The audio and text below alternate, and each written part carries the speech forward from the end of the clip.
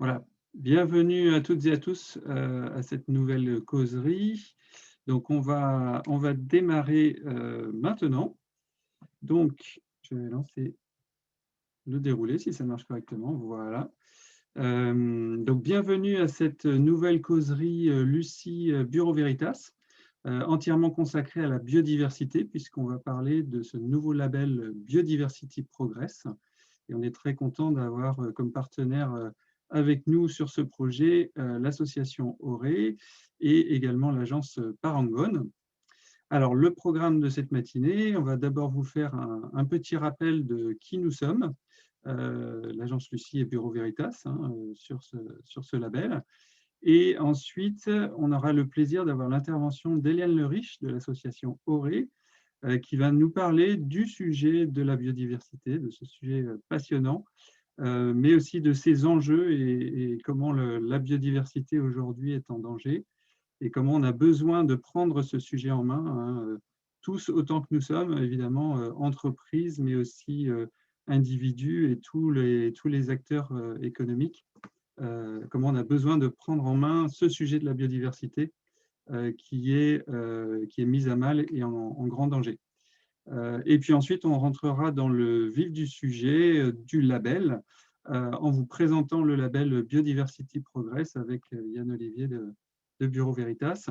Donc, on vous présentera le fonctionnement de ce label, le référentiel, et puis évidemment, comment vous lancer dans l'aventure, puisque c'est aussi l'intérêt de cette causerie, c'est de vous montrer comment eh bien, vous engager dans cette démarche de labellisation et comment prendre en main le sujet grâce à cette démarche de labellisation.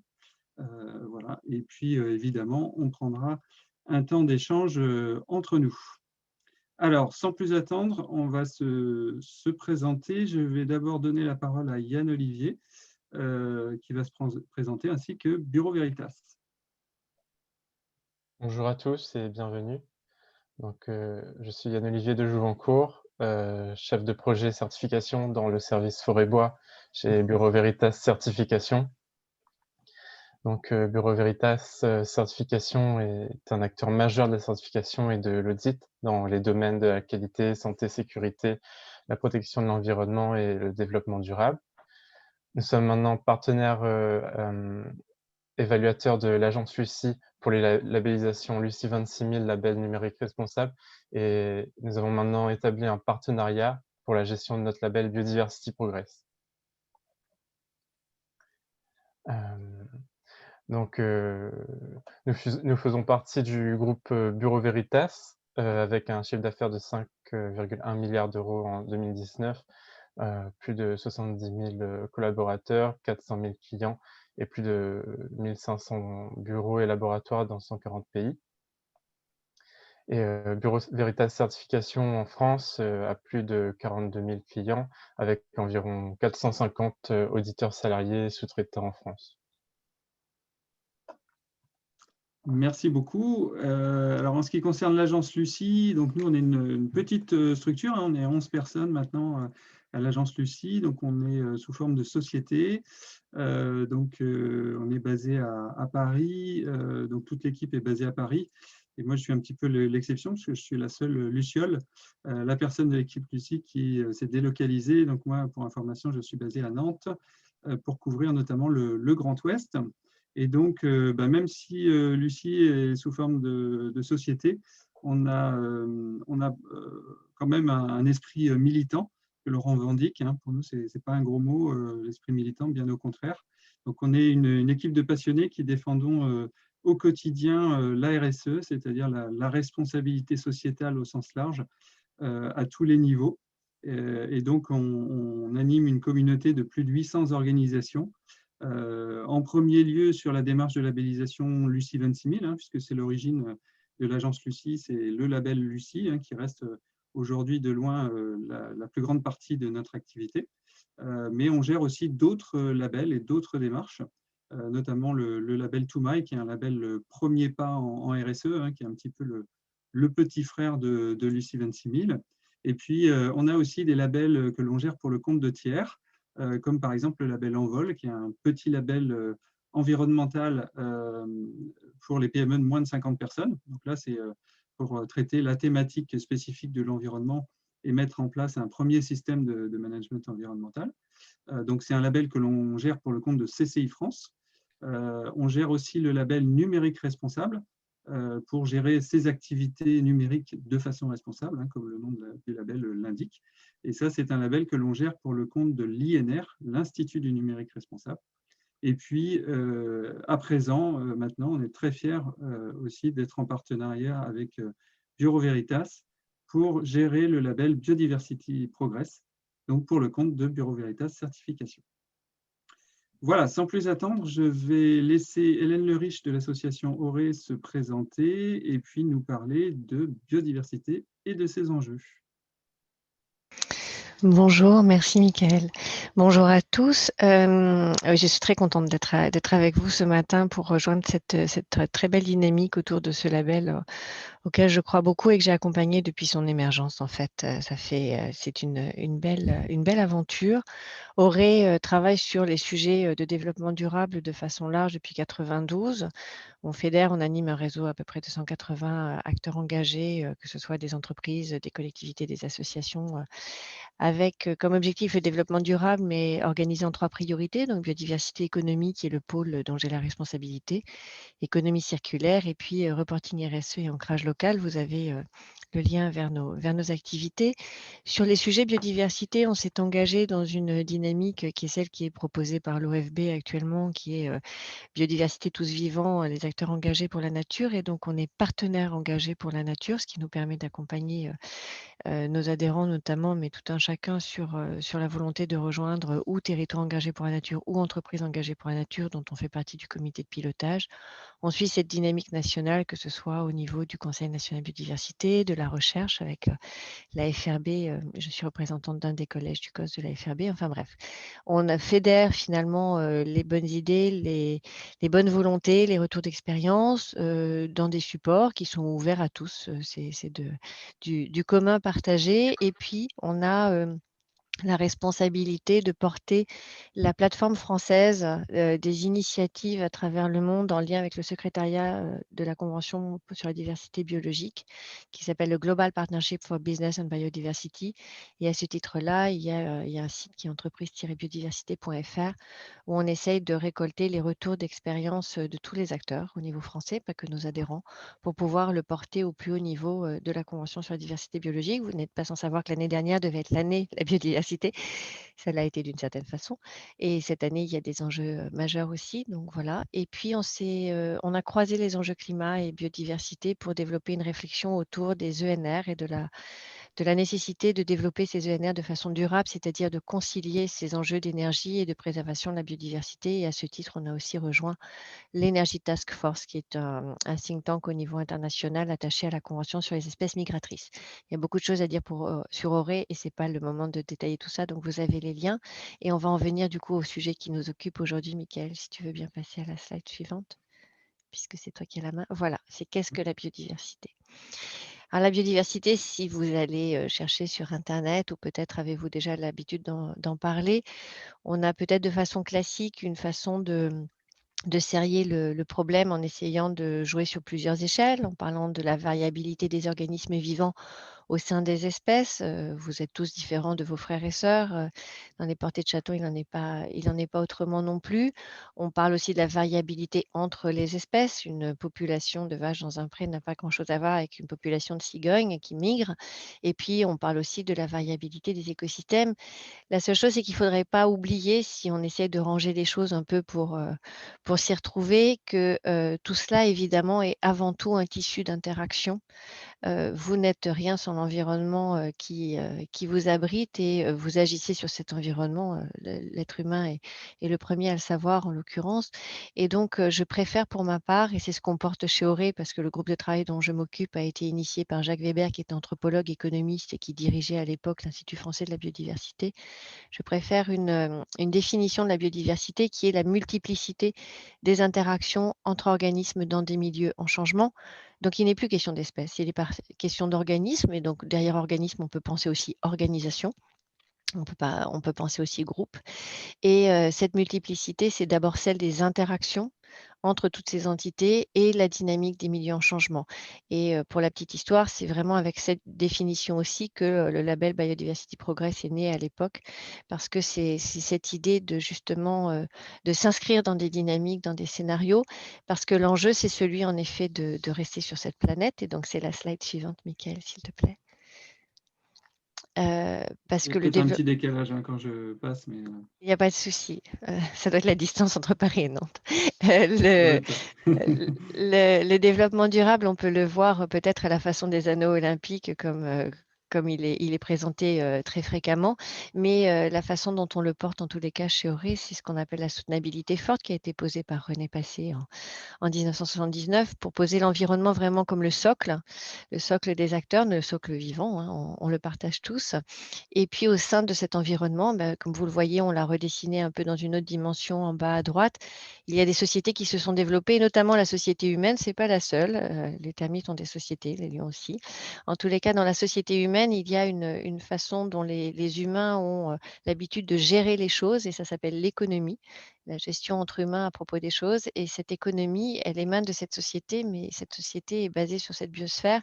Et donc, les présidents de groupe de travail dont je m'occupe, donc Michel Trometer, économiste à l'INRAE, et Claude Fromageau, responsable du développement responsable chez Yves Rocher, ont fait valoir que l'enjeu aujourd'hui, c'était de rester sur finalement le dessin qui est à gauche, qui est une biosphère large et robuste et résiliente qui permet à ces sociétés, à cette économie de se développer et d'éviter d'aller vers la droite, la petite flèche rouge qui est un peu celle qu'on est en train de prendre pour l'instant.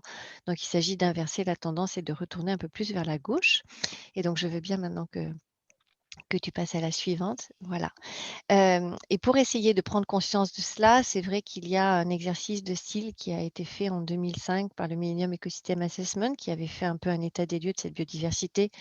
On savait déjà que la planète allait mal, on savait, les scientifiques nous alertaient depuis longtemps, mais il y a eu un pas pédagogique de fait pour essayer peut-être de concerner un peu plus encore les humains que nous sommes, en se posant en anthropocentré et en faisant valoir que notre bien-être au niveau local, régional ou global dépendait d'un certain nombre de facteurs et que son socle premier, et vous voyez l'encart en bas, eh bien, c'était cette biodiversité et que cette biodiversité, peut-être qu'on pouvait la lire avec des lunettes qui nous permettaient de voir ce qu'on devait à cette biodiversité, ce qu'on empruntait à cette biodiversité, quels étaient les services écosystémiques dont on avait besoin, que ce soit évidemment, tu peux juste cliquer 3 fois parce que normalement tu as des Oui, images, voilà, voilà, qui a encore une fois, voilà, voilà. qui accompagnent ce dessin. D'abord le premier parmi les plus importants, c'est la nourriture, et c'est tous les jours que nous avons besoin, d'une eau potable et d'une nourriture saine. C'est aussi la régulation à plus grande échelle, sur les cultures quand il s'agit de gestion, peut-être d'espèces indésirables ou quand c'est la gestion du climat. C'est aussi des biens culturels évidemment.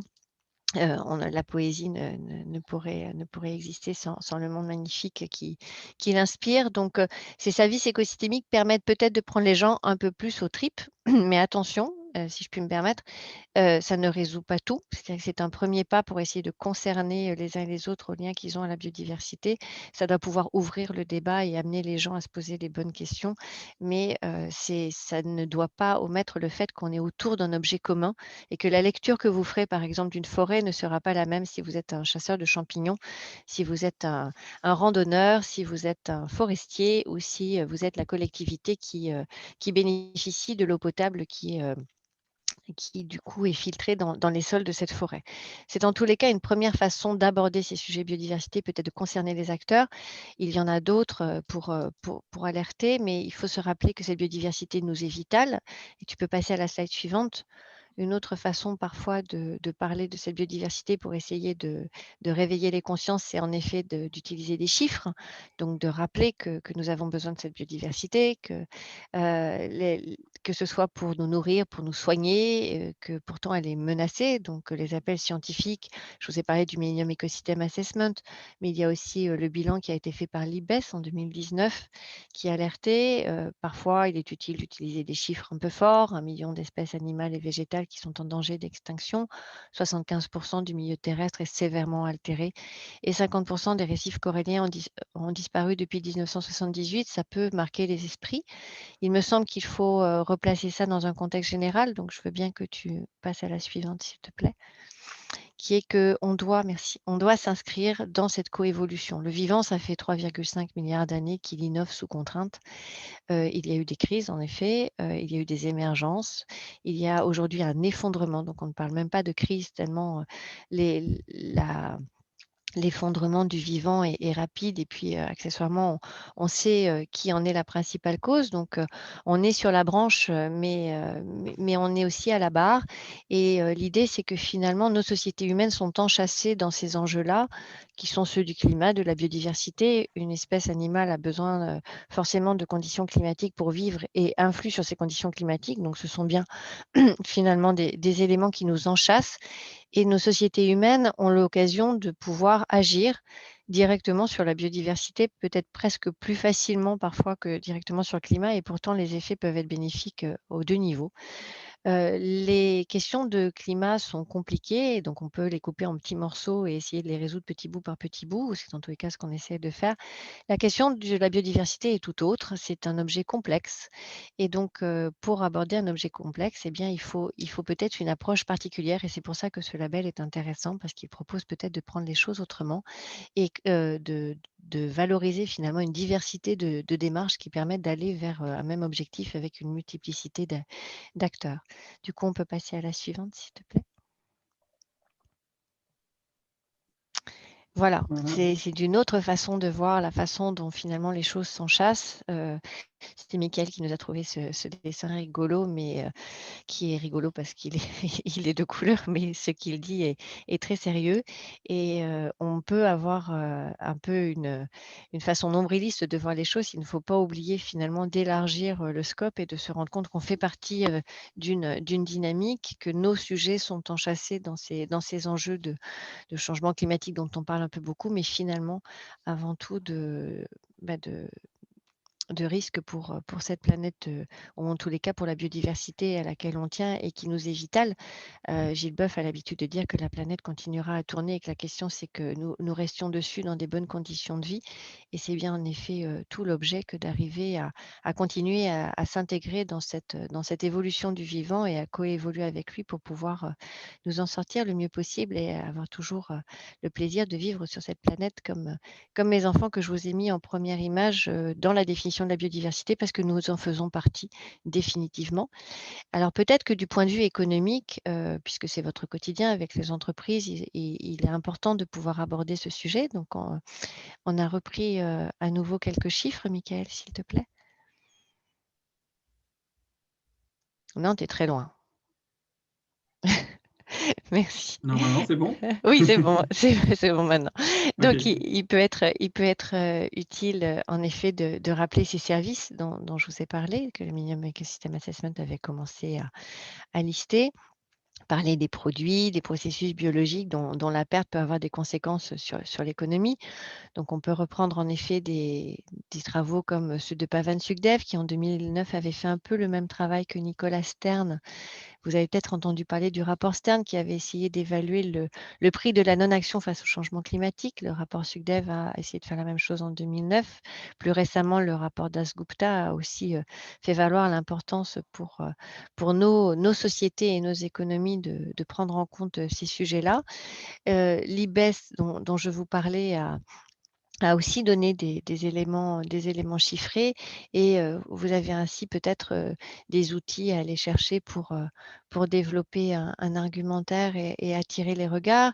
Mais vous avez aussi un autre type d'outil, donc ça, ce sera ma dernière slide, Mickaël, s'il te plaît, qui est un outil qui a été merci, qui est un outil qui a été développé par Auré, alors, bien avant que j'y arrive, justement par Jacques Weber et le groupe de travail que j'anime aujourd'hui, qui est ouvert à tous et qui s'appelle l'indicateur d'interdépendance des entreprises à la biodiversité, qui est un outil qui permet de mettre autour de la table, parce que c'était l'objectif en fait, tous les métiers de l'entreprise pour que tout un chacun se rende compte que finalement, il n'y a pas que la communication et le développement durable qui ont quelque chose à voir avec la biodiversité, c'est bien un sujet qui concerne également les achats, qui concerne aussi la comptabilité, qui concerne aussi la stratégie, qui concerne aussi tout ce qui est juridique.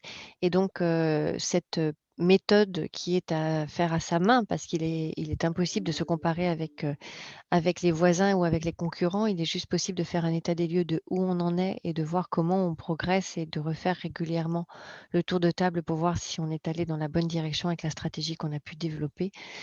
C'est un outil que je vous encourage peut-être à utiliser et on peut en parler si vous le souhaitez parce qu'il permet vraiment de faire le premier pas et de se rendre compte des interdépendances des activités de votre structure vis-à-vis de la biodiversité. Donc, n'hésitez pas à en user. Voilà. Je crois que je passe la parole après. Très bien, merci. J'espère que je Oui, n'ai pas été merci trop longue. beaucoup, Hélène. Non, non, c'est parfait. Merci beaucoup. Et effectivement, bah, cet outil, ça fait partie des outils que vous pouvez utiliser dans le cadre de Ouais. la démarche de labellisation Biodiversité Progress. On va en reparler, mais c'est une démarche qui permet d'intégrer tous les outils existants de façon à ce que chacun adapte en fait la démarche à ses possibilités d'action avec ses propres moyens d'action ou des outils préexistants. Alors, on va maintenant passer à la présentation du label à proprement parler. Et donc, je vais passer la parole à Yann Olivier pour vous présenter le label Biodiversity Progress. Alors, comme on vient de le voir, la biodiversité est un sujet complexe et encore peu pris en compte par les entreprises ou les autres organismes. Pourtant, ils ont tous un rôle à jouer, non seulement pour réduire leur impact sur la biodiversité, mais aussi pour la restaurer et la valoriser. Donc, en 2013, Bureau Veritas avait créé le label Biodiversity Progress en concertation avec des parties prenantes et il avait été testé sur 5 entreprises pilotes qui se sont faites labelliser. Donc, le contexte à l'époque n'a pas favorisé son développement, contrairement à aujourd'hui où on voit que les entreprises et les collectivités sont de plus en plus sensibles à ce sujet, et même la population en général. Donc, une refonte du schéma a donc consisté à mettre à jour techniquement le référentiel, à fluidifier le processus et simplifier les outils, et permettre une offre accessible à plus de PME et permettre de viser le développement du label. Michael, tu peux passer à la slide suivante. Oui. Ça devrait arriver, voilà. Merci.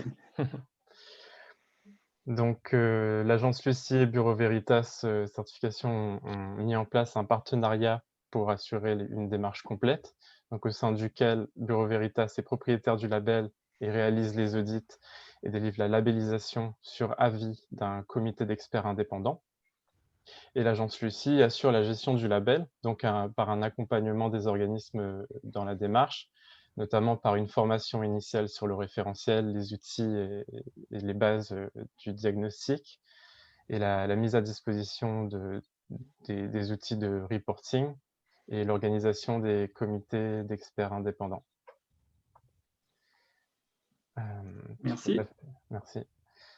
Donc, le label Biodiversity Progress, c'est une démarche globale, adaptable à tout type d'organisme, sur un périmètre d'activité et de site bien défini, ayant pour but de faire reconnaître par une tierce partie indépendante les efforts accomplis par ces organismes pour améliorer la biodiversité et préserver les ressources naturelles et les services écosystémiques. Donc, il demande dans un premier temps que l'organisme effectue son diagnostic contextuel en amont de la labellisation, donc en se faisant accompagner si besoin par des spécialistes du sujet. Donc, c'est-à-dire qu'il évalue son contexte organisationnel dans un premier temps, qu'il identifie sa sphère d'influence, c'est-à-dire toutes ces parties prenantes internes et externes qui pourraient porter un intérêt ou qui pourraient avoir un impact sur la biodiversité. Et ensuite, que l'organisme évalue son contexte social interne, donc vis-à-vis de la biodiversité, c'est-à-dire si les salariés sont réceptifs à ce sujet et comment ils perçoivent la biodiversité. Et ensuite, il demande que l'organisme évalue son contexte écologique, donc il évalue ses dépendances aux biens et services écosystémiques et ses impacts directs et indirects sur la biodiversité. qu'il identifie les risques et opportunités associés à la prise en compte ou non de la biodiversité, et qu'il évalue le potentiel d'aménagement et de gestion de ces sites pour améliorer la biodiversité. Donc, lors de ce diagnostic, l'organisme va également passer en revue tous les critères d'évaluation du référentiel Biodiversity Progress, et il va déterminer pour chacun s'il s'applique à lui ou non, au vu de son contexte, et il va évaluer où il se positionne par rapport à chacun de ces critères, donc s'il en a déjà atteint certains ou pas. Donc dans le référentiel, il y a 2 types de critères d'évaluation pour chaque exigence du référentiel. Il y a certains critères qui sont le minimum à avoir atteint pour la labellisation. Donc l'organisme devra se mettre à niveau sur ces critères avant son premier audit de labellisation. Et certains critères sont des critères d'amélioration continue pour lesquels l'organisme devra proposer des actions au sein d'un plan d'action afin de s'améliorer sur ces points au cours des 3 ans du cycle. Donc voilà pour le diagnostic. Donc dans un second temps, lorsque l'organisme est prêt, il se fait auditer par Bureau Veritas Certification. Et c'est lors de cet audit donc, que l'auditeur va vérifier le diagnostic de l'organisme, qu'il a bien atteint les critères minimaux et qu'il va vérifier le plan d'action de l'organisme. Et suite à cet audit, l'auditeur va produire un rapport et tout le dossier sera passé en revue par un comité de labellisation constitué d'experts indépendants qui prononcera son avis sur la décision d'attribution du label Biodiversity Progress à l'organisme. Et sur cet avis, Bureau Veritas délivrera la labellisation à l'organisme. Donc ce label sera valide de 3 ans et un audit de surveillance aura lieu au bout de 18 mois, lors duquel l'auditeur vérifiera la mise en œuvre effective des actions qui sont proposées dans le plan d'action de l'organisme. Donc là, sur la slide, vous pouvez voir les différentes thématiques prises en compte par le label Biodiversity Progress. Il y a l'engagement et le management de l'organisme vis-à-vis de la biodiversité, les connaissances et la vision sur la biodiversité, la sensibilisation de ses collaborateurs et la communication en interne, les actions de l'organisme pour la biodiversité, son intégration des parties prenantes internes et externes dans la démarche et sa communication et son influence externe. Donc on va développer un petit peu plus. On va donner quelques exemples. Donc on va développer sur donc on a 6 thèmes et au sein de ces 6 thèmes, on a des sous-thèmes qui regroupent des exigences. Donc on va développer 2 exigences. Par exemple, là, on a une exigence qui est dans le thème connaissance et vision de l'organisme sur la biodiversité. Le sous-thème est conscience des liens de l'organisme avec la biodiversité, et l'exigence, ici, c'est l'organisme a identifié les impacts négatifs directs et indirects de ses activités, de ses infrastructures et de sa chaîne de valeur sur la biodiversité et sur les biens et services écosystémiques. Et donc le but de cette exigence, c'est de connaître les impacts négatifs directs et indirects des activités, des infrastructures et de la chaîne de valeur de l'organisme sur la biodiversité et les biens et services écosystémiques. Et cette étape évalue la connaissance et la conscience de l'organisme quant à son impact négatif sur ceci. Et elle nécessite donc la prise en compte dans l'évaluation de toute la chaîne de valeur de l'organisme, entrant dans le périmètre d'application défini. Donc pour répondre à cette exigence, l'organisme doit analyser les impacts de toute sa chaîne de valeur du périmètre d'application. Donc par exemple, les approvisionnements de matières et matières premières, les sites de transformation et production des fournisseurs, les divers services, la distribution et le transport, les activités de production de l'organisme, dont les procédés de production et la gestion des sites, et la distribution et le transport, l'utilisation ou la consommation du produit ou du service et sa fin de vie. Donc, pour ce faire, il existe plusieurs outils pertinents qui peuvent être utilisés pour évaluer l'impact sur la biodiversité à différents niveaux de la chaîne de valeur. Donc, on peut utiliser par exemple des analyses de cycle de vie, comme Hélène Lerich le présentait précédemment. On peut utiliser l'outil IEB de Doré. Il y a l'évaluation des services rendus par les écosystèmes aux entreprises, ESR du World Resources Institute, ou encore l'outil GBS du CDC Biodiversité. Donc, voilà, il existe tout plein d'outils pertinents et l'analyse se fait au cas par cas et spécifique à l'organisme et à son contexte. Il n'existe pas d'outils standardisés pour tous les organismes parce que bien sûr la biodiversité, c'est très spécifique au contexte. Donc, au niveau de cette exigence, les impacts vont se situer à différents endroits sur la chaîne de valeur de l'organisme.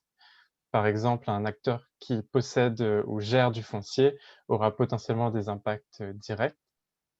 Donc, le choix du site pour un projet, la gestion des forêts, la gestion des espaces verts, l'utilisation de produits phytosanitaires, la gestion des déchets d'un site. Donc tout ça, ce sont des aspects, des activités de l'organisme sur lesquels il peut y avoir un impact direct et sur lequel l'organisme pourra potentiellement avoir un rôle à jouer. Donc les impacts peuvent aussi se trouver donc, au niveau de l'achat de matières premières, par l'impact de leur exploitation en amont, par exemple, comme la destruction d'espaces naturels, ou encore au niveau de la logistique par les émissions de CO2 ou la dispersion d'espèces exotiques envahissantes, ou encore au niveau de la conception et la production des produits, donc par le choix des ressources utilisées, donc si ce sont des ressources renouvelables ou pas, par la consommation d'énergie ou la réparabilité des produits, par exemple.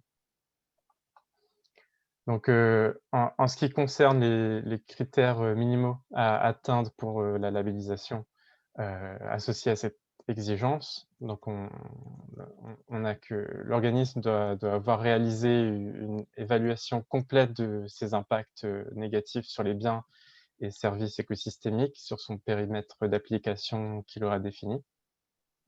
Cette évaluation doit consister à l'analyse de toute la chaîne de valeur du périmètre d'application et l'analyse de ses impacts négatifs directs et indirects sur la biodiversité. Donc ici, l'organisme pourra identifier les pressions de chaque maillon de sa chaîne de valeur sur les principaux facteurs d'érosion de la biodiversité, donc changement d'utilisation des terres et des mers, l'exploitation directe des organismes, le changement climatique, la pollution, les espèces exotiques envahissantes. Donc voilà. Et l'organisme devra analyser ces impacts en se basant sur la mesure et le suivi d'indicateurs. Donc, il devra identifier pour il devra aussi identifier donc, des indicateurs pour chaque acteur de sa chaîne de valeur.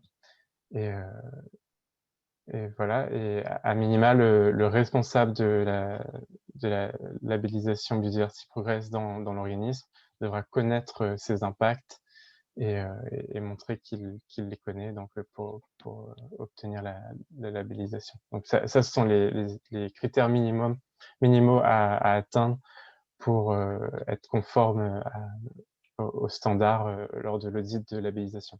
Ensuite, on a aussi les critères d'amélioration continue, donc comme je disais, qui sont plutôt pour que l'organisme propose un plan d'action afin de s'améliorer sur ceci.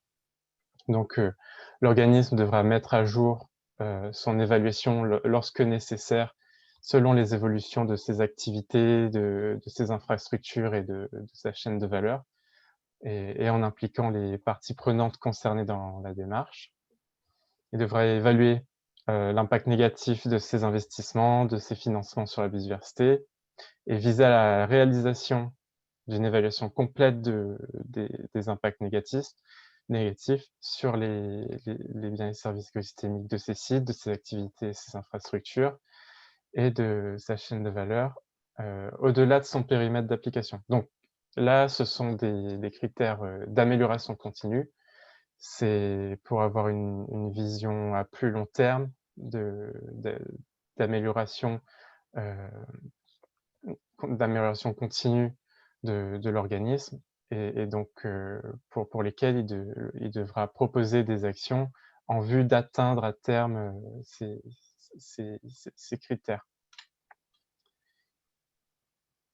Donc voilà pour la présentation de cet exemple d'exigence. Michael, est-ce que tu peux te passer à... Voilà, merci. Un autre exemple, le fonctionnement sera le même. Hein.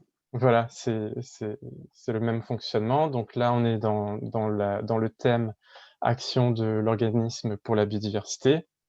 Le sous-thème est la prise en compte de la biodiversité dans les projets et la gestion du site de l'organisme ou des sites. Et là, par exemple, on a une exigence qui est la biodiversité, les biens et services écosystémiques sont pris en compte dans la politique achat de l'organisme. Donc, pour cette exigence, donc son but est d'évaluer la politique achat de l'organisme et de faire prendre conscience à l'organisme de ses possibilités d'action et de son influence sur ses fournisseurs. Donc, l'organisme va s'assurer que ses achats sont issus d'initiatives locales et d'utilisation durable des ressources naturelles par une veille et analyse documentaire sur le sujet, par la consultation d'experts ou d'ONG. Et il existe également des guides et recueils de bonnes pratiques et des retours d'expérience d'entreprise disponibles sur Internet.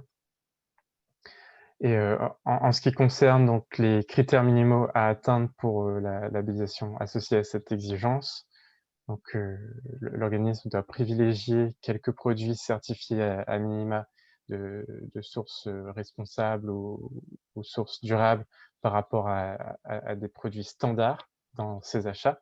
Par exemple, ça peut être l'achat de papier et bois certifiés FSC ou PFC, ou d'autres produits pour lesquels un approvisionnement plus responsable existe sur le marché, par exemple MSC pour la pêche ou RSPO pour l'huile de palme. Et l'organisme doit également avoir mis en place un système de recherche d'informations et d'approche par le risque pour améliorer la prise en compte dans ses choix d'achat de leur impact sur la biodiversité, et pour s'assurer qu'ils sont pas issus qu'ils sont issus d'initiatives locales et d'utilisation durable des ressources. Donc, voilà pour ce qui est du minimum à atteindre pour la labellisation sur cette exigence.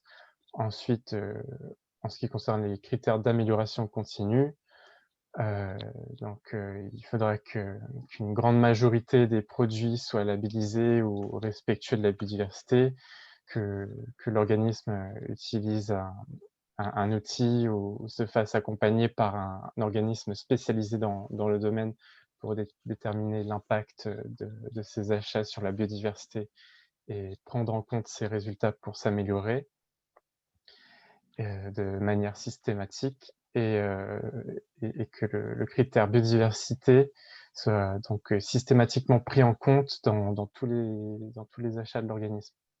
Donc, pour répondre à ces critères sur le plus long terme, l'organisme pourra inscrire par exemple dans sa politique d'achat un choix de matières plus responsables, plus durables si possible, et par exemple par des certifications ou labels, ou même par des diligences raisonnées et des audits de ses fournisseurs. Donc voilà pour ma présentation. Je vais redonner la parole à Michael.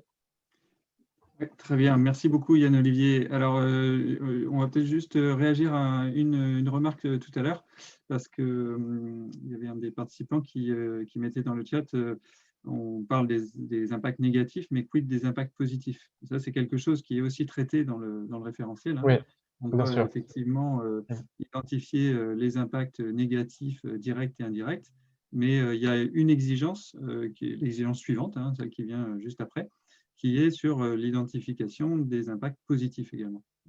Oui, Il y a exactement. le même travail en profondeur à faire aussi sur tout ce qui est déjà fait en termes d'impact positif par l'entreprise, par l'organisme. Oui, tout ce qui est fait en amont, bien sûr, est pris en compte dans la labellisation.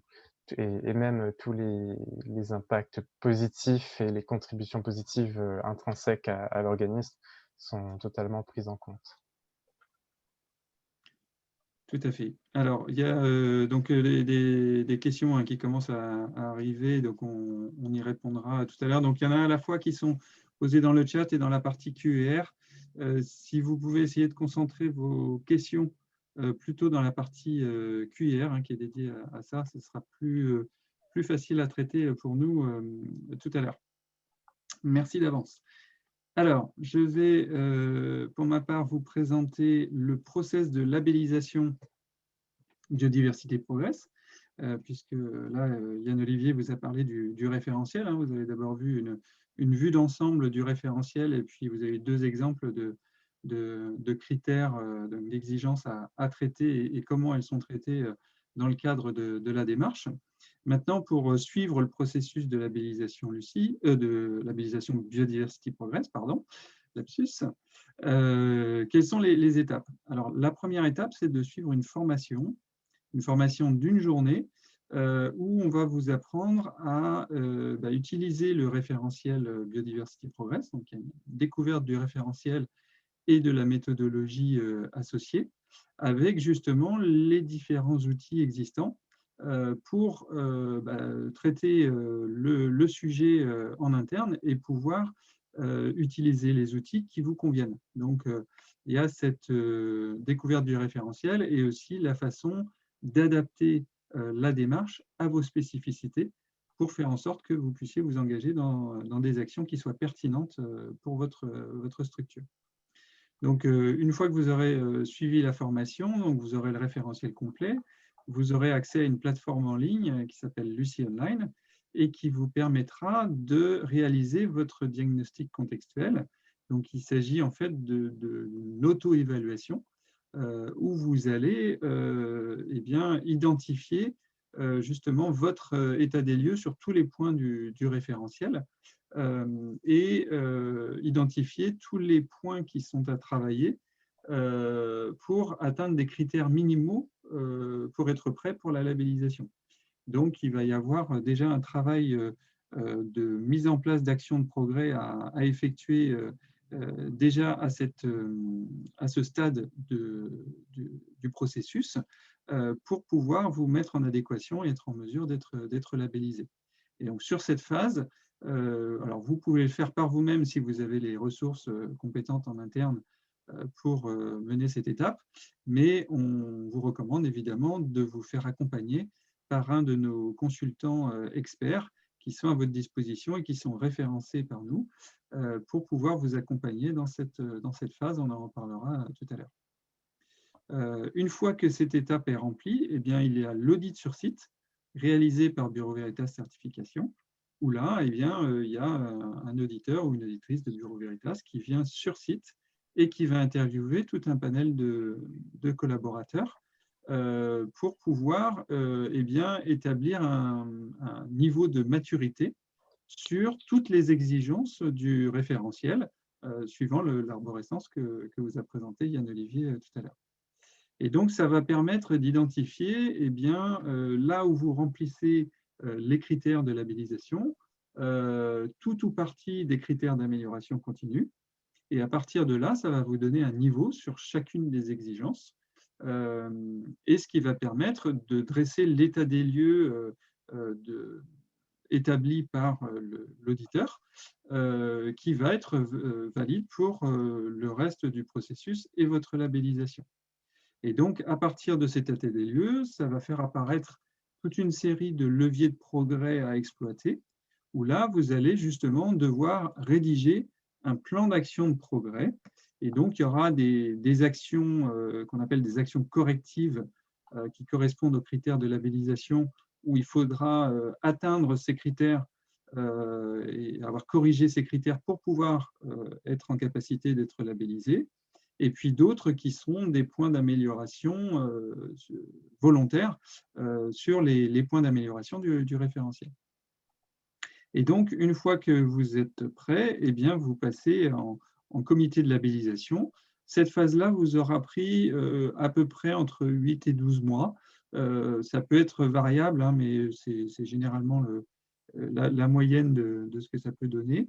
Ça peut être un peu moins si l'entreprise a déjà un niveau bien avancé et qu'elle ne part pas d'une feuille blanche. Ça peut être un peu plus aussi si il y a la possibilité de prendre un peu plus de temps. Mais en gros, il faut compter une petite année pour pouvoir être labellisé. Et donc, à partir de ce moment-là, vous passez en comité de labellisation qui est composé d'experts externes à l'agence Lucie et à Bureau Veritas, hein, qui sont référencés par nous, mais ce sont des experts qui agissent à titre individuel et de façon bénévole, et donc qui sont indépendants de l'agence Lucie et de Bureau Veritas. Et c'est le comité de labellisation qui va regarder à la fois le rapport d'audit de Bureau Veritas et le plan d'engagement de progrès de l'organisme et son adéquation avec l'état des lieux qui a été dressé dans l'audit. Et c'est sur cette base que le label va être accordé ou non. Et donc, si le label est accordé, c'est pour une durée de 3 ans. Donc là, débute la labellisation. Et ensuite, il va falloir passer à la mise en œuvre des engagements qui ont été pris tout au long des 3 ans. Et donc, pour vérifier cette mise en œuvre, parce qu'une fois qu'on a pris des engagements, il faut pouvoir apporter la preuve qu'ils sont bien mis en œuvre. Et donc, Bureau Veritas refait un audit qu'on appelle de suivi au bout de 18 mois, donc à mi-parcours de votre cycle de labellisation, pour vérifier où en est la mise en œuvre des engagements de progrès. Donc, Bureau Veritas refait un rapport d'audit qui va passer en comité de labellisation de suivi, qui va décider si le label est maintenu ou s'il est retiré. Donc, si vous remplissez bien vos engagements, le label vous est confirmé jusqu'à la fin des 3 ans. Par contre, s'il y a un constat que vous ne respectez pas vos engagements, là, il y a un risque de retrait du label. Et donc, voilà, vous progressez pendant 3 ans pour mettre en place vos engagements. Et puis, évidemment, si vous souhaitez prolonger la démarche, eh bien, vous avez un renouvellement au bout de 3 ans qui donne lieu à un nouvel audit. Et puis, donc, vous avez les mêmes phases qui redémarrent pour un nouveau cycle de 3 ans, où là, vous n'aurez plus la formation, mais vous devrez remettre à jour votre diagnostic contextuel. Il y aura de nouveau un audit sur site avec mise en place d'engagements de progrès et passage en comité de labellisation. Et de nouveau, un suivi à 18 mois. Ce sont des cycles d'amélioration continue qui se succèdent. Donc, ce processus de labellisation est calqué sur celui de Lucie 26000. Pour ceux qui connaissent, c'est le même processus de labellisation. Alors, pourquoi choisir Biodiversité Progress? Alors, déjà parce que c'est une démarche qui permet de contribuer à préserver la biodiversité, bien évidemment. La biodiversité n'est pas assez prise en main, c'est un sujet qui n'est pas assez pris en main par les entreprises notamment, mais aussi tout type d'organisation. C'est un sujet qui est souvent négligé volontairement ou involontairement, mais souvent involontairement parce qu'il est méconnu. Et donc là, ça permet vraiment de prendre en main le sujet, de modifier vos comportements et vos activités, et de devenir un acteur de préservation de la biodiversité, mais aussi et surtout de mettre en place des actions qui soient vraiment pertinentes et adaptées à vos spécificités avec les bons outils. C'est-à-dire qu'il ne s'agit pas de mettre en place des actions standards, dire voilà, moi je veux préserver la biodiversité, donc je vais mettre des ruches sur le toit de mon immeuble. C'est vraiment des actions qui sont pertinentes et qui vont avoir un réel impact positif sur la biodiversité. Ensuite, c'est un moyen évidemment de diagnostic, hein, parce qu'avant de mettre en place un plan d'action, il faut pouvoir y voir clair, il faut pouvoir faire un état des lieux et voir là où on est déjà bien avancé et là où ça ne va pas, où il y a des points d'amélioration à travailler. Et pour ça, il faut faire une évaluation de ces dépendances et de ces impacts. On pense souvent, hein, quand on pense à biodiversité, on pense souvent à ces impacts, mais on pense rarement à mesurer son niveau de dépendance. Et ça commence par là, c'est extrêmement important, comme le disait tout à l'heure Hélène et comme le mentionnait aussi Yann Olivier dans la description du référentiel. Et donc, il s'agit de mettre en place les bons leviers d'action à partir de cette phase de diagnostic. Et puis, Biodiversity Progress, c'est avant tout une démarche globale. C'est-à-dire que c'est un label, hein, c'est un logo que vous allez pouvoir afficher. Et derrière ce logo, il y a toute une démarche complète qui va vous permettre d'intégrer l'enjeu biodiversité, tous les enjeux associés au cœur de votre stratégie. Hein, donc, il y a vraiment une partie importante d'intégration de cette démarche biodiversité dans la gouvernance de votre structure. C'est la mise en place aussi d'une méthodologie structurante. Hein, on vous fournit une méthodologie clé en main pour prendre en main le sujet. Et ça, c'est extrêmement important d'avoir les bons outils et une méthodologie claire pour mettre en place et construire une démarche biodiversité dans votre organisme. Donc, c'est une démarche de progrès continu, hein, comme vous l'avez compris, bien évidemment. Il s'agit de faire l'état des lieux de départ, mais ensuite de rentrer dans une démarche encadrée de progrès continu. L'idée, ce n'est pas d'essayer de viser tout de suite l'excellence en disant, voilà, moi j'ai le label Biodiversity Progress, je suis au top en biodiversité. Non, c'est une démarche transparente, c'est-à-dire que ça permet de voir clairement encore une fois, là où on a des points où on est bien avancé et là où on a des points de faiblesse qui sont à travailler et améliorer. Donc, il y a un côté exigeant dans le sens où c'est une démarche complète où vous devez traiter tous les sujets du référentiel. Mais par contre, c'est suffisamment flexible pour vous permettre de progresser au fur et à mesure où vous êtes en capacité de le faire. Ça permet aussi d'avoir le regard d'une tierce partie avec les audits de Bureau Veritas, audit initial et audit de suivi.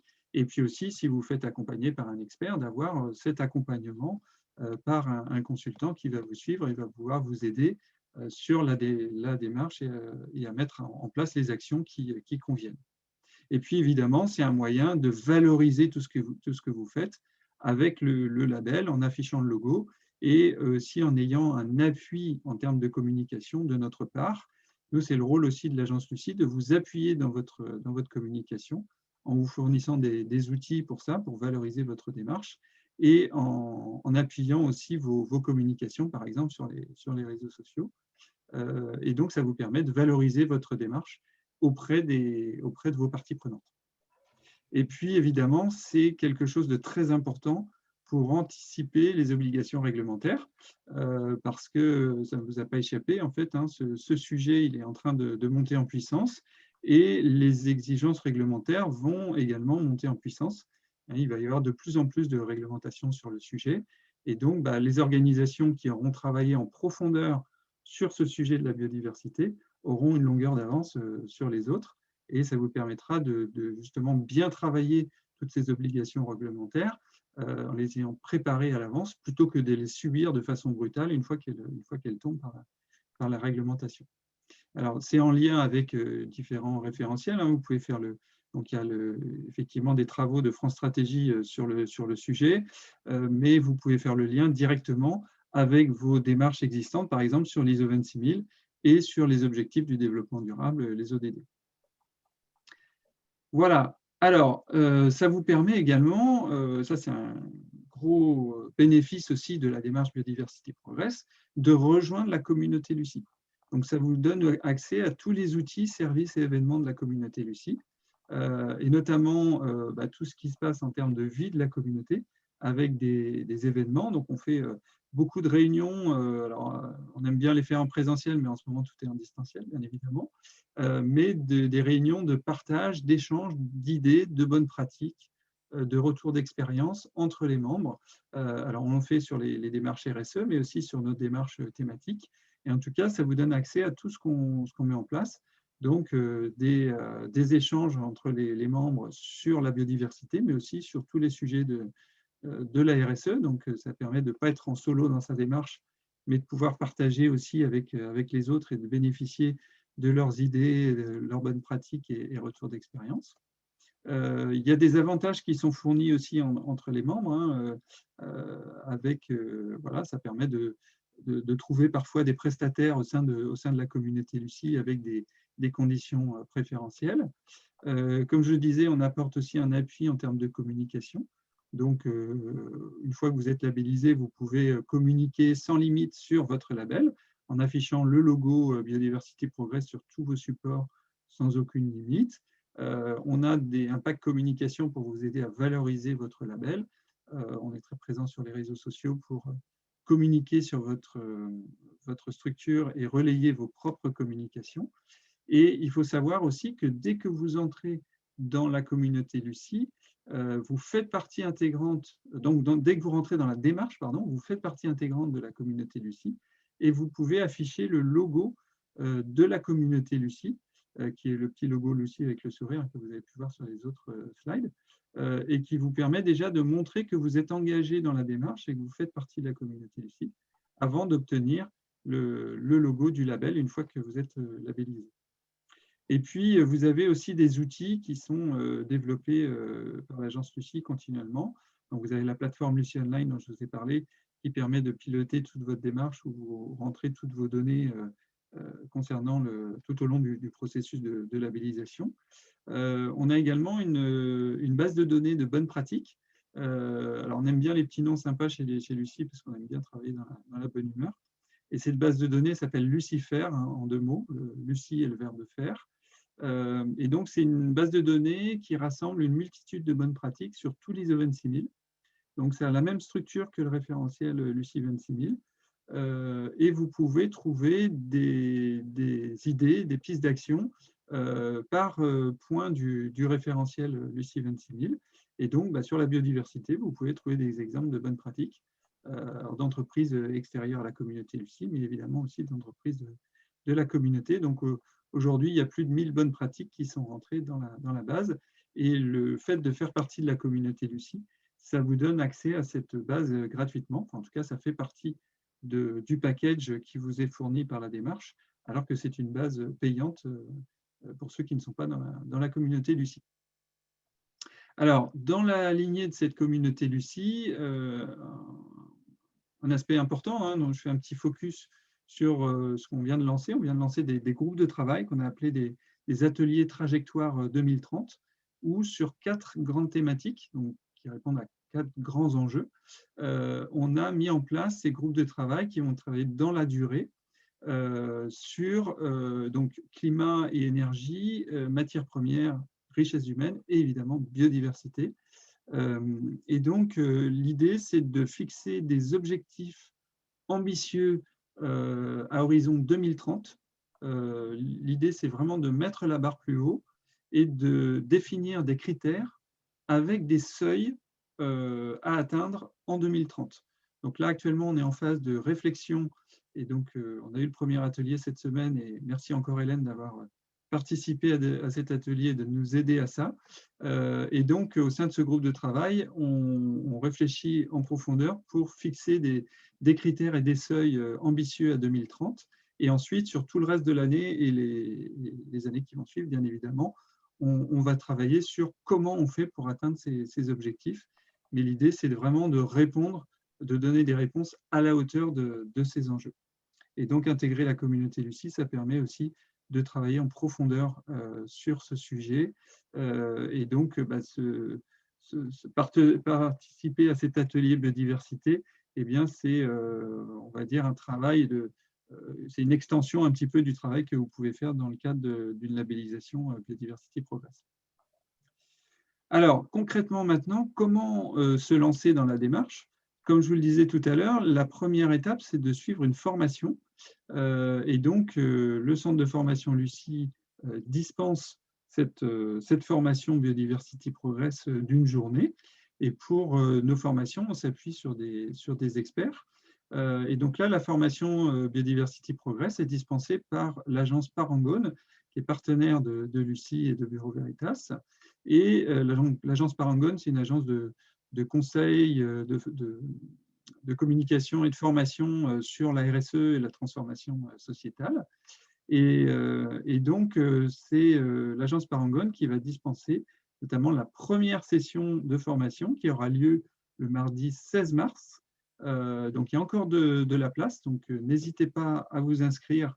Vous pouvez même vous inscrire à cette formation sans vous engager dans le process de labellisation. Vous pouvez très bien suivre cette formation pour avoir le référentiel et travailler par vous-même ou bien le découvrir avant de décider si la démarche de labellisation Biodiversity Progress vous intéresse.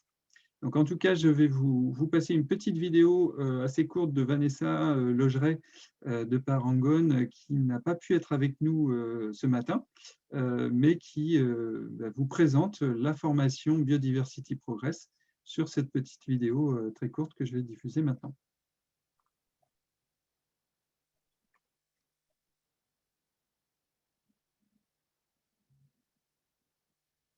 Ça devrait fonctionner.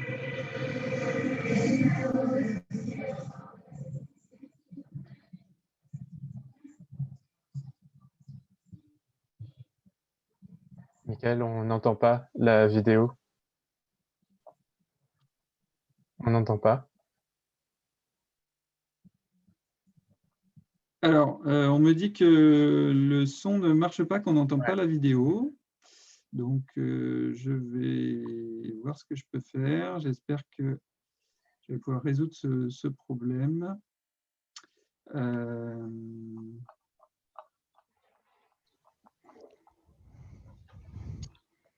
Tu peux peut-être essayer de voir si tu ne mets pas en plein écran.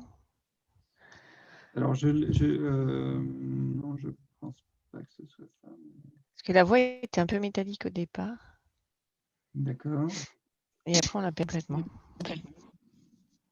Alors, je vais voir. Je refais un test. Le mort de l'économie. Oui. Pourquoi 4 chiffres sont suffisamment éloquents. Oui, là, ça marche, sauf qu'il faut 99% de notre alimentation est... Je remets au début. Oui, s'il te plaît. Je suis très heureuse d'associer l'agence Parangone à cette initiative Label Biodiversity Progress proposée par le centre de formation Lucie et le bureau Veritas pour accélérer ensemble la prise en compte de la biodiversité dans les stratégies des entreprises. La nature ne doit plus et ne peut plus être l'angle mort de l'économie. Pourquoi ? 4 chiffres sont suffisamment éloquents pour l'illustrer. 99% de notre alimentation est issue de composants naturels. Plus de 40% de notre économie repose directement sur les services rendus à la nature. La valeur des bénéfices fournis par la biodiversité à la société est estimée, elle, à 135 000 milliards de dollars par l'OCDE. Et la dégradation de celle-ci est évaluée à plus de 13 milliards d'euros, sans compter le coût inestimable pour notre santé à toutes et à tous. Alors oui, toute entreprise, directement ou indirectement, est concernée. Et c'est pourquoi nous avons conçu à destination des entreprises une journée de formation pédagogique et d'appropriation technique du référentiel de ce label qui va vous aider à construire vos stratégies, quel que soit votre degré de maturité sur le sujet. Grands groupes, ETI, PME, TPE, associations, toutes les organisations ont un rôle à jouer, quelle que soit leur taille et leur secteur, pour réduire leurs impacts, restaurer et valoriser le vivant et les écosystèmes. De manière générale, la biodiversité est encore peu intégrée dans les stratégies d'affaires, ni comme une menace, ni comme une opportunité. Mais comprendre, mesurer, agir en faveur de la biodiversité sur toute la chaîne de valeur et dans tous les projets est dans l'intérêt des organisations qui souhaitent assurer un futur pour leur activité, leurs parties prenantes et leur environnement. Alors on le sait, la complexité de l'exercice peut être un frein à l'engagement. En quoi mon entreprise est-elle concernée par la biodiversité ? C'est une première question légitime. Comment évaluer son degré de dépendance aux ressources naturelles, son impact sur le vivant, mais surtout quelles actions peut-on mettre en place ? Des solutions existent. Accessibles pour tous, elles vous aideront à vous saisir de ces enjeux et agir concrètement. Bien sûr, on ne part pas de zéro. De nombreux acteurs ont développé des méthodes et des outils pour progresser dans ce domaine et des premiers retours d'expérience nous montrent la voie. Nous voyons donc ce label Biodiversité Progress comme un cadre de construction qui va permettre de tirer le meilleur de ces avancées. Le label Biodiversity Progress propose une solution concrète aux organisations qui s'engagent à préserver la biodiversité. Il s'agit d'une approche complète qui favorise la progression, quel que soit le niveau de maturité de votre démarche. Notre engagement, c'est de vous offrir une compréhension globale des enjeux de biodiversité liés à l'entreprise et une visibilité sur des actions à mettre en place pour obtenir le label, mais surtout pour l'incarner quotidiennement à tous les niveaux de décision et de management de l'entreprise. Nous verrons aussi les étapes pour l'obtention du label, la définition du périmètre, l'interaction avec la sphère d'influence, l'auto-évaluation, ainsi que la rédaction des engagements à travers des exemples concrets. Notre mission, c'est de vous aider à faire de la biodiversité un chantier structurant de votre politique de responsabilité sociétale. Un projet enthousiasmant parce qu'il va fédérer vos parties prenantes autour d'un véritable projet d'entreprise pour répondre à cet enjeu crucial qu'est la protection et la régénération du vivant. Alors à très vite. À bientôt.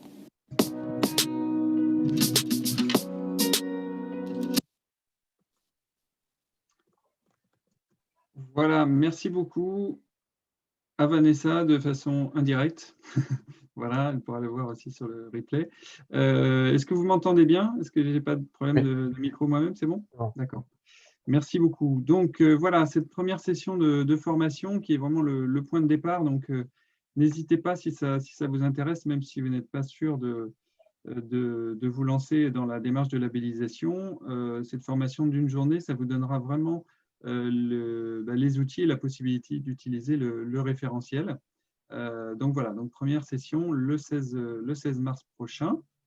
On est en train de développer aussi le réseau de nos consultants partenaires sur ce label, donc des experts qui seront à votre disposition pour vous accompagner, notamment sur la phase du diagnostic contextuel, mais aussi sur n'importe quelle phase du processus de labellisation et ensuite dans la mise en place de votre plan d'action.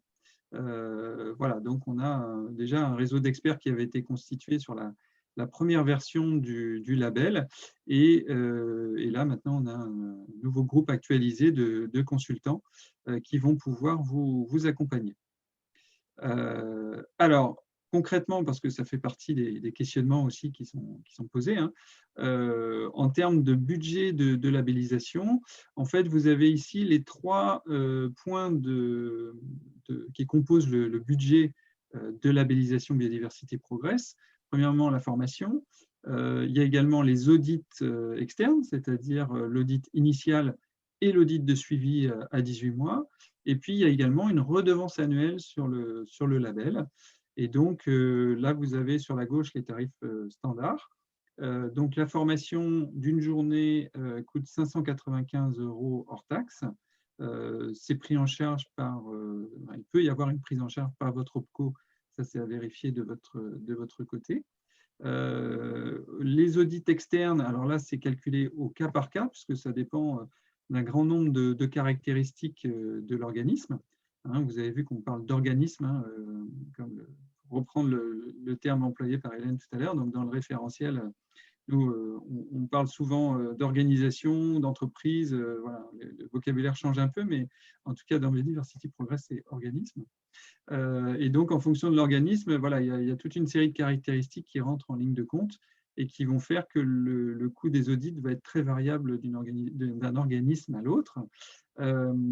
Et donc, ça dépend voilà, de l'effectif, bien évidemment, du nombre de sites, du type d'activité, etc. Mais en tout cas, voilà, pour les plus petits organismes et sur les activités les plus simples, on va dire que le coût des audits initiales et de suivi, c'est, on va dire, tout confondu, c'est à partir de 5 500 €. C'est le ticket d'entrée, on va dire, en termes d'audit. Et puis, concernant la redevance annuelle, là, c'est un pourcentage de votre chiffre d'affaires ou de votre budget de fonctionnement. Donc, c'est 0,01% de ce chiffre d'affaires ou de ce budget. avec un niveau plancher et un niveau plafond. Donc, le niveau plancher, il est de 1 000 €. Donc, en gros, pour les CA au budget qui sont inférieurs ou égaux à 10 millions d'euros. Et le niveau plafond de 6 000 €, donc pour tous les CA au budget qui sont à partir de 60 millions d'euros. Et donc, si vous vous situez entre les deux, eh bien, c'est 0,01% qui s'applique. Et donc, tout ça, ça vous donne le budget global sur 3 ans. Et donc, ce budget va s'étaler sur les 3 années, hein, puisque la formation, le coût est au départ.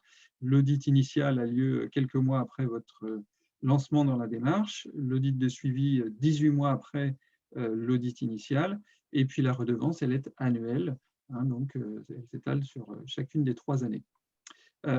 Et donc, pour lancer ce label Biodiversity Progress, on lance une offre de lancement.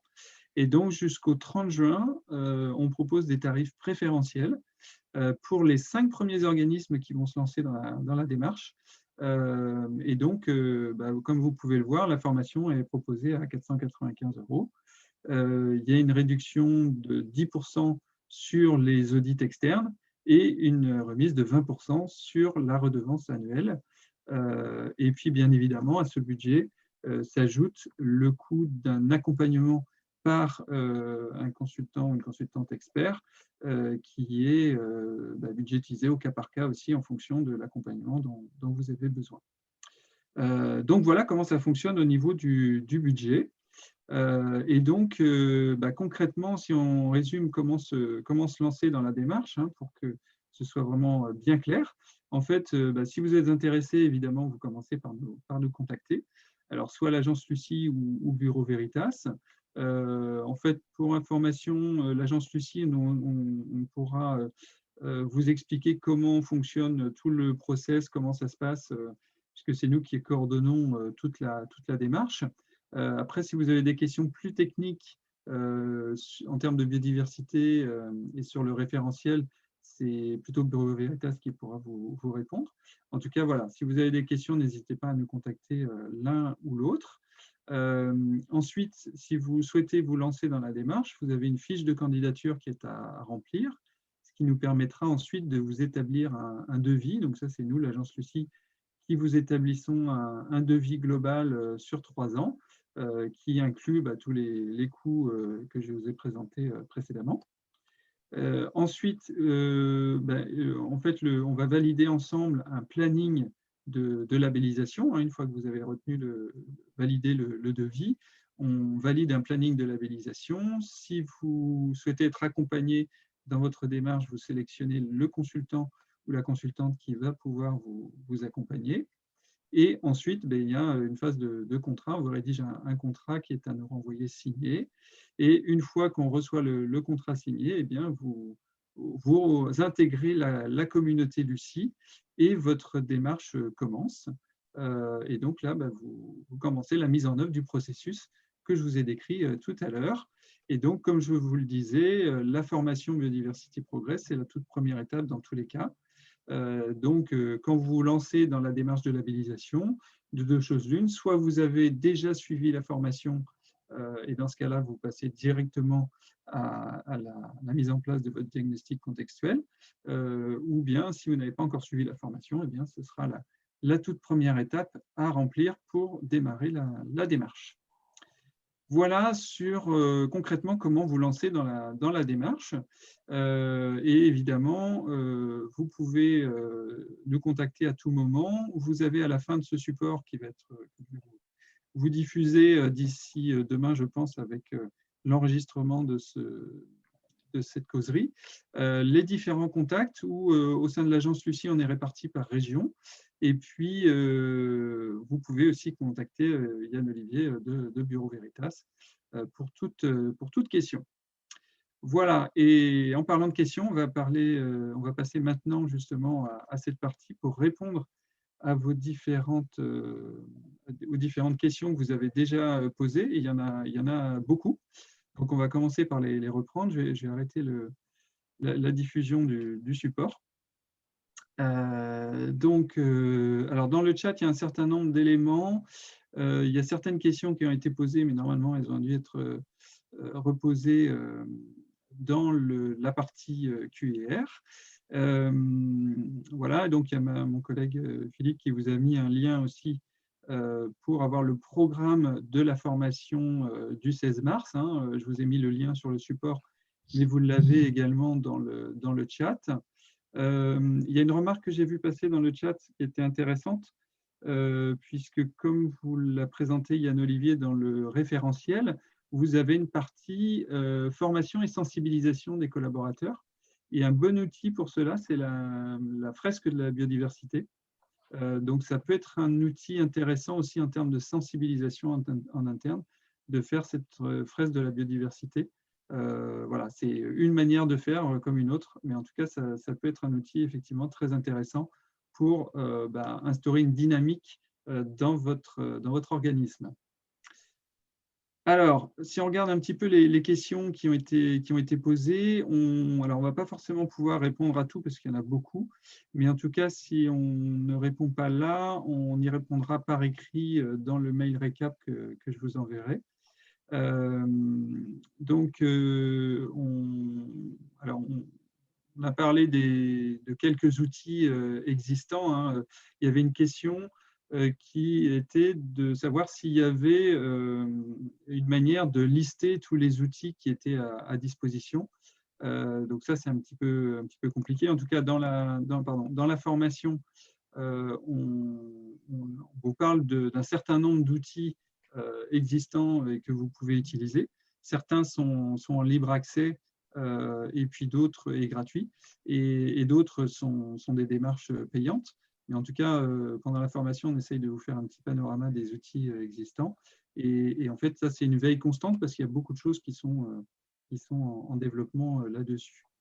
Donc, Hélène ou Yann Olivier, je vous laisse compléter si vous voulez là-dessus. On a déjà cité quelques-uns tout à l'heure. Oui, exactement. Hélène, vas-y. Non, mais c'est plutôt encourageant de voir justement le dynamisme. Il y a quand même un certain nombre d'outils qui essayent d'être portés. Je pense que le plus important, c'est d'avoir bien en tête les questions que vous vous posez et la façon dont vous vous positionnez par rapport à ces sujets et comment vous allez les aborder pour pouvoir ensuite avoir une espèce de cahier des charges parce qu'en fait, il y en a pas mal de différents niveaux et comme disait Mickaël, il y en a qui sont accessibles facilement, d'autres qui sont payants et qui ont peut-être des objectifs qui sont peut-être pas forcément les vôtres. Donc, en plus, des structures comme le muséum ou autres travaillent aussi sur des outils, sur tout ce qu'on peut faire en termes de suivi de biodiversité, d'identification. Donc, si on est très au clair de où on en est, de ce qu'on cherche, ça facilite en fait le choix par rapport aux outils sur lesquels il faut en effet une veille. Mais comme dit Mickaël, on est plusieurs à faire cette veille de toute façon. Mmh. Et alors, il y avait une question aussi qui est une des premières questions qu'on se pose hein, sur ce sujet de la biodiversité. Dans une question de Jean-Philippe Chauvin, d'un point de vue méthodologique, si pour les impacts climatiques, c'est relativement simple, on peut estimer le bilan carbone, comment sont caractérisés et quantifiés les impacts positifs et négatifs sur la biodiversité? Alors ça, c'est vrai que c'est une question qui est souvent posée et qui est complexe. Oui, pour la biodiversité, c'est sûr qu'il n'y a pas d'indicateur fixe comme pour le carbone standardisé.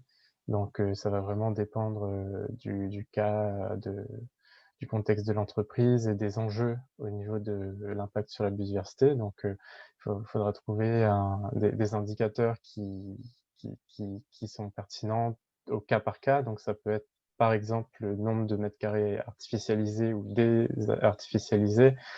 Ça peut être le pourcentage d'approvisionnement de sources responsables et matières recyclées. La quantité d'émissions de CO2, bien sûr, c'est ce qui est dans le cadre du changement climatique, ou le nombre d'espèces exotiques sur un site. Voilà, c'est des indicateurs qui sont très spécifiques au contexte.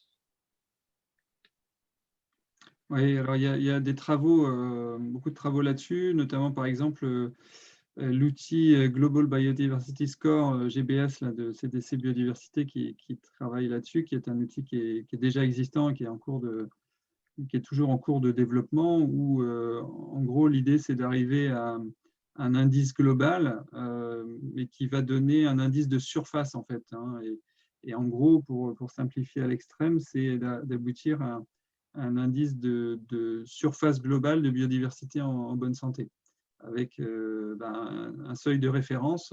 Et donc, l'idée, c'est de savoir si on se situe en dessous ou au-dessus de ce seuil de référence. Et puis, ce que je peux dire là-dessus aussi, c'est que c'est sur ce point-là, notamment, qu'on est en train de travailler dans l'atelier Trajectoire 2030, auquel je faisais référence tout à l'heure. Et dans les objectifs qu'on est en train de fixer, on est parti des facteurs de pression principaux sur la biodiversité, en trouvant justement, en définissant des critères sur ces facteurs de pression et en définissant des seuils qui sont des seuils objectifs en fait, à atteindre pour pouvoir être dans quelque chose de soutenable sur chacun de ces sujets. Voilà. Après, Hélène, je ne sais pas si tu souhaites compléter, mais c'est un peu oui, c'est ce que tu disais, et puis c'est un peu dans le même esprit. Par exemple, on peut rentrer par l'activité générale, comme on peut rentrer par un produit. C'est ce que fait le PBF aussi. Enfin, il y a plusieurs démarches qui essayent d'estimer. Alors, le PBF s'appuie plutôt sur la CV en essayant de l'habiller de biodiversité, parce que c'est toute la difficulté. Je pense qu'il ne faut pas hésiter aussi à se dire que quand on développe cette démarche, on peut finalement aussi élaborer des outils de pilotage et de suivi, comme dit Yann, Yann Olivier, qui dépendent un peu de l'activité de l'entreprise. Et on voit un certain nombre de structures qui élaborent finalement un espèce d'outil ou d'indicateur un peu complexe qui rend compte vraiment du lien à la biodiversité de l'activité. C'est notamment ce qu'a fait le CILB, où on se retrouve à aborder des sujets en effet d'hectares, mais aussi de kilos. Enfin, on peut arriver à faire à sa main ce dont on a besoin, du moment que c'est pertinent, et c'est l'intérêt de la démarche. Il ne s'agit pas forcément d'utiliser quelque chose qui est tout prêt, parce qu'on a tous une approche qui peut être différente dans son activité. Alors, je vais dérouler d'autres questions parce que effectivement, alors on se donne, nous, la possibilité de déborder un petit peu. J'espère que vous avez un petit peu de temps de façon à ce qu'on puisse répondre aux autres questions. On va essayer de ne pas trop déborder. On peut se donner un petit quart d'heure de plus par rapport à ce qui était prévu. Alors, il y a une question sur les différences et avantages de Biodiversity Progress par rapport à la certification AFNOR Biodiversité ou EcoCert engagé biodiversité. En fait, ça, il est un peu trop tôt pour y répondre, parce que par exemple, le nouveau label avec des audits par EcoCert, en fait, pour être tout à fait transparent, on ne le connaît pas encore, et puis ce n'est pas encore tout à fait clair la façon dont ça va fonctionner, ce que ça va regrouper. Donc voilà, donc là-dessus, on n'est pas vraiment capable de faire On peut récapituler un petit peu les avantages de Biodiversity Progress. On peut dire que c'est un schéma qui a été élaboré à la base avec des experts en concertation avec des parties prenantes. Et ce sont des évaluations régulières et une labellisation tierce partie indépendante. Donc après, ça dépend quel autre schéma avec quel schéma on veut comparer.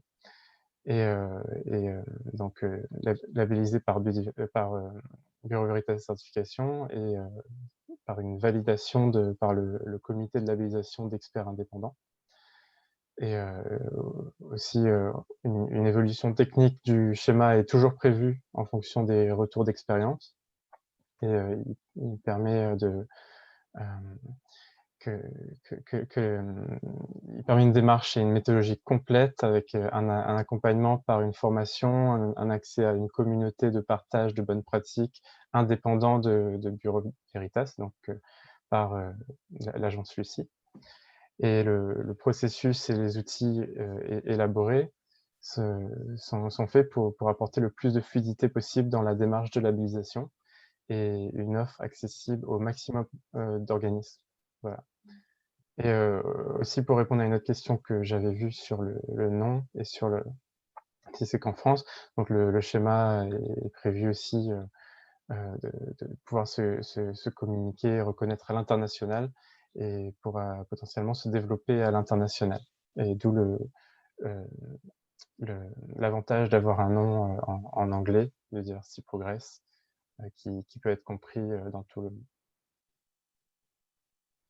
Oui, tout à fait. Et effectivement, le label va être déployé d'emblée à la fois en France et aussi à l'international, puisque on a déjà des contacts au niveau européen pour commencer à déployer le label.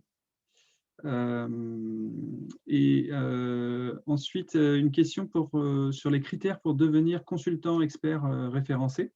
Alors, en fait, il faut avoir une activité de conseil en place, que cette activité de conseil soit au moins dédiée à 50% à la biodiversité, et ensuite montrer une expertise avec une expérience suffisante dans le domaine, avec un minimum de 3 missions robustes réalisées sur le sujet, donc des missions d'accompagnement. Donc, il y a une fiche de référencement qui est à remplir, hein, qu'on peut vous communiquer. Donc, n'hésitez pas à nous contacter pour ça. Et on va bientôt organiser un webinaire justement pour les consultants qui sont intéressés pour être référencés comme partenaires experts. Voilà. Ensuite, alors sur le timing, ça on en a parlé. Alors oui, peut-on le labelliser site par site? En fait, oui. Il y a la possibilité enfin c'est un point très important d'ailleurs, c'est au départ de choisir quel est le périmètre de labellisation. Et donc, on peut ne labelliser qu'un site ou une série de sites ou une activité. Après, l'important, c'est que le périmètre soit bien clair et qu'en termes d'appellation aussi, ça puisse vraiment s'appliquer au périmètre qui est choisi, de façon à ce que le nom, enfin l'appellation qui sera associée au label, soit bien clair et regroupe bien le périmètre choisi.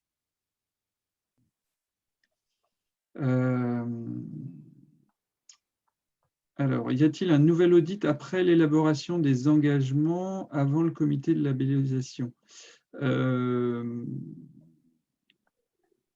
Alors non, il n'y a pas de nouvel audit. En fait, on va regarder les éléments complémentaires qui nous sont remontés.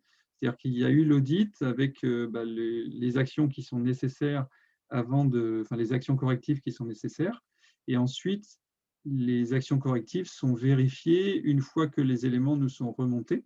Donc là, c'est Bureau Veritas qui fait ce travail de vérification. Alors, je ne sais pas si Yann Olivier, si tu veux préciser, il n'y a pas de nouvel audit sur site qui est réalisé, mais une vérification des éléments qui sont envoyés. Oui, il y a l'audit de labellisation où l'entreprise ou l'organisme fournit les éléments de preuve pour démontrer qu'il est en conformité avec les exigences minimales.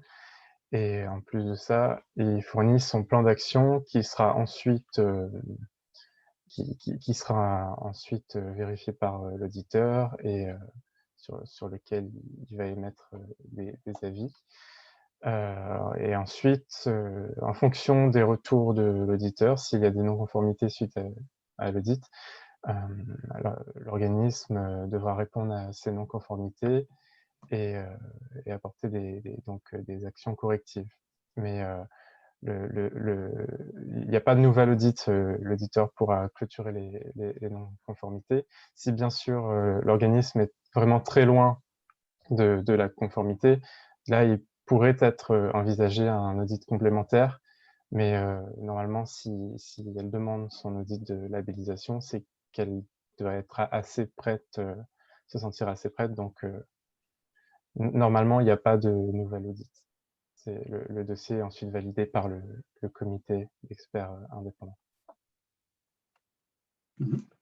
Alors, ensuite, une autre question. Des actions menées préalablement permettent-elles d'obtenir le label plus facilement?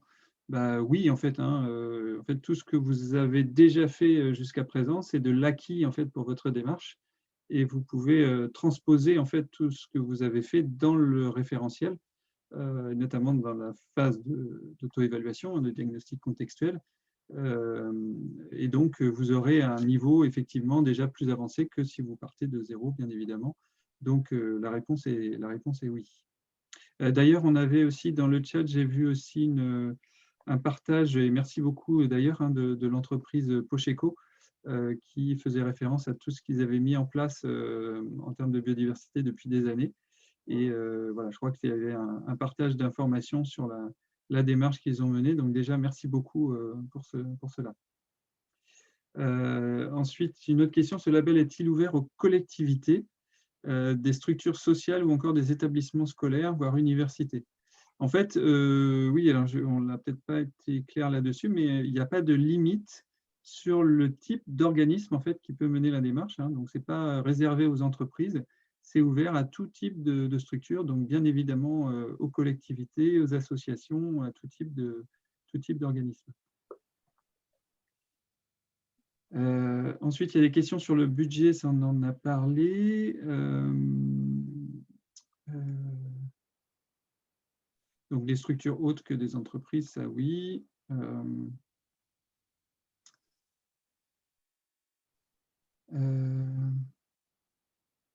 Alors, on nous demande de rappeler depuis quand la démarche a été inventée et observe-t-on un frémissement d'intérêt depuis? Et donc, la démarche a été créée, la labellisation biodiversité Progress a été créée en 2013 et elle a été testée sur 5 entreprises pilotes qui ont pu se faire labelliser et qui ont proposé un plan d'action qu'ils ont mis en place. Donc, ça a très bien marché sur ces entreprises-là. Donc, on a pu avoir des retours d'expérience, notamment par les entreprises et par les comités de labellisation au fil des années. Par contre, on n'a pas développé plus que ça le label sur d'autres entreprises parce que le contexte n'était pas forcément favorable au développement de cette thématique au sein des entreprises. En tout cas, pas autant que maintenant, il semble. Donc voilà, là on observe vraiment un fort intérêt, on a pas mal de demandes et d'entreprises qui sont intéressées par la démarche et de manière générale par les services écosystémiques. Oui, tout à fait. Ensuite, pourriez-vous communiquer quelques exemples d'indicateurs biodiversité, entre parenthèses, dépendance, impact positif ou négatif? Oui, donc c'est ce qu'on a expliqué tout à l'heure sur les indicateurs. Ça rejoint la même question par rapport aux indicateurs. Donc là c'est pas forcément le CO2, mais ça sera des indicateurs spécifiques à chaque contexte de chaque entreprise. Et il y a la possibilité d'utiliser des outils qui existent déjà ou élaborer un outil en interne spécifique à l'entreprise aussi, avec des indicateurs très spécifiques à l'entreprise en fonction du contexte. Tout à fait. Alors déjà, rien que dans l'outil IEB dont vous parlez, Hélène, tout à l'heure, hein, qui est en libre accès, vous pouvez retrouver une série d'indicateurs. Et donc là, ça vous donne des bons exemples justement sur ce que vous pouvez mettre en place en termes de suivi dans votre démarche biodiversité. Alors ensuite, pour une entreprise qui se fait accompagner par un consultant externe, la formation peut-elle être suivie par son consultant seul ou doit-elle être suivie aussi par une personne de l'entreprise? Alors, on recommande que la personne une personne référente dans l'entreprise suive la formation, même si elle se fait accompagner, parce que l'idée, ce n'est pas qu'il y ait quelqu'un de l'externe qui vienne faire tout le travail, mais c'est que vous appropriez la démarche. L'idée, c'est que ce soit vraiment votre propre démarche. Et donc, c'est important qu'il y ait une personne référente de l'entreprise qui vienne se former. Et bien évidemment, pour le consultant qui va suivre l'entreprise, dans les critères que je mentionnais tout à l'heure, il y a aussi bien évidemment l'obligation de suivre la formation pour pouvoir être référencé, en plus des capacités à valider pour le consultant. Alors, dans le cas d'une labellisation de site, quel temps passé, donc nombre de jours et ETP, est-il raisonnable d'estimer pour la phase de préparation à la labellisation en interne ou en appui externe? Alors ça, c'est un peu compliqué à estimer parce que c'est vraiment au cas par cas. Je ne sais pas si Olivier, si tu as des références Ouais, à ce je niveau-là, mais pense que c'est c'est très variable compliqué à d'organisme. ça va vraiment dépendre de plein de choses, la taille de l'entreprise, du contexte, vraiment de beaucoup de choses. Donc c'est vraiment au cas par cas, selon les entreprises. Oui, tout à fait. Alors, il y a Véronique qui précisait que le GBS, le Global Biodiversity Score, n'est plus en cours de développement, il est opérationnel depuis mai dernier. Oui, tout à fait. Je suis peut-être mal exprimé tout à l'heure, l'outil est opérationnel. Et après, il y a toujours des travaux de recherche qui sont faits pour pouvoir, notamment de la part des entreprises qui l'utilisent, pour pouvoir en fait l'améliorer, mais l'outil est déjà opérationnel, hein, vous pouvez déjà l'utiliser.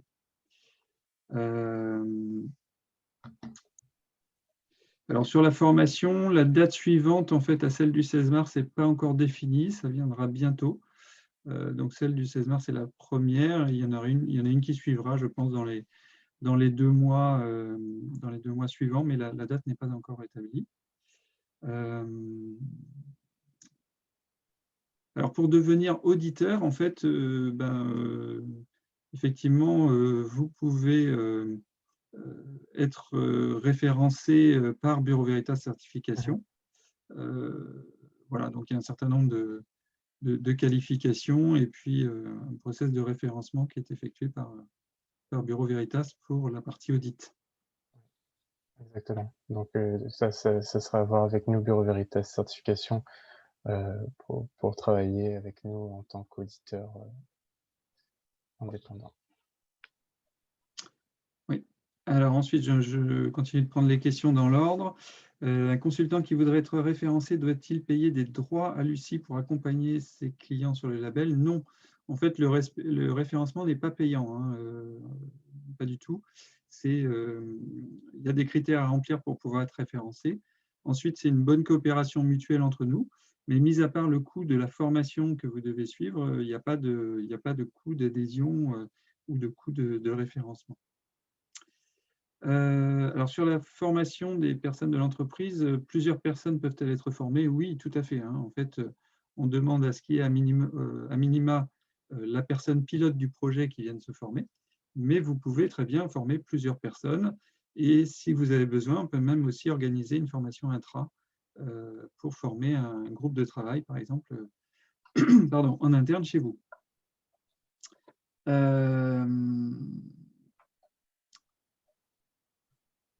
Alors, on nous communique aussi une référence sur les différents indicateurs de suivi de l'état de la biodiversité, hein, voilà, avec des références de sites. Donc, il y a beaucoup de matière qui est disponible, effectivement, hein, beaucoup de références.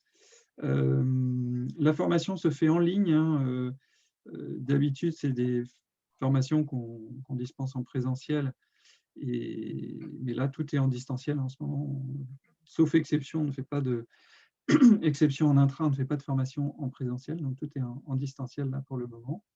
Et dès qu'on aurait la chance d'être sorti de la crise actuelle, on reprendra bien évidemment avec plaisir le présentiel et on panachera entre les deux, on proposera du présentiel et du distanciel. Et puis une dernière question qui est intéressante aussi, je vais te laisser répondre, Yann Olivier.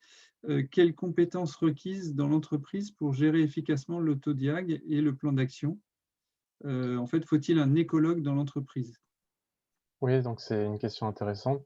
Donc pas forcément l'entreprise peut se faire accompagner par un expert dans le domaine.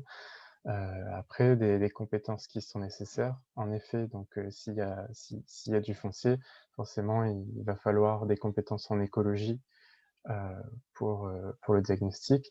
Après, il peut y avoir besoin de compétences plus au niveau de la chaîne de valeur, donc comment analyser la chaîne de valeur de l'entreprise et les impacts des activités.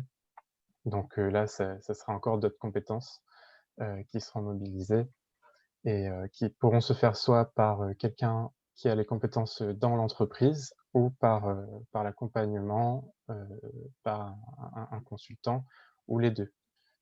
Et en tout cas, c'est recommandé que, même s'il y a un consultant, que la démarche soit de l'entreprise et que ça ne soit pas tout fait par quelqu'un de l'extérieur, comme le mentionnait Mickaël.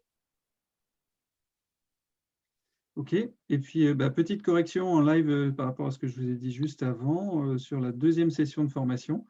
Mon collègue Philippe, qui s'occupe du centre de formation Lucie, qui est en ligne avec nous, m'informe que ça y est, la date est déterminée, donc ce sera le 20 avril. Hein, donc, première session le 16 mars et la suivante le 20 avril. Et puis, dernière question, les élus du personnel sont-ils informés et associés à la démarche? Oui, en fait, ça fait partie de… En fait, comme vous avez vu dans le référentiel, hein, il y a une partie sur le fait d'impliquer les collaborateurs en interne. Hein, le but, c'est vraiment de créer une dynamique en interne, d'essaimer et de ne pas faire en sorte que ce soit une démarche en silo pilotée dans l'entreprise par un petit groupe de personnes, mais que ce soit partagé et intégré dans le fonctionnement global de l'entreprise. Donc oui, il y a une sensibilisation qui doit être faite. Ça fait partie des critères qui sont regardés dans la démarche de labellisation. Et donc, oui, les élus du personnel sont un minima informés et oui, on recommande vivement à ce qu'ils soient associés à la démarche et qu'ils aient bien sûr été sensibilisés sur le sujet, c'est-à-dire qu'ils connaissent bien le sujet et les enjeux. Voilà, donc écoutez, on arrive, on a déjà dépassé le temps imparti pour cette causerie, donc on va s'arrêter là pour les questions. Bien évidemment, on reste à votre disposition hein, pour toute question complémentaire et puis si vous voulez approfondir le sujet avec nous et qu'on étudie ensemble votre projet. Donc encore un grand merci à toutes et à tous pour votre participation aujourd'hui. En espérant que ça aura vraiment répondu à vos questionnements sur cette démarche et ça vous permettra d'avoir vraiment découvert comment fonctionne cette démarche. Un grand merci Hélène pour ta participation aujourd'hui et ton soutien constant.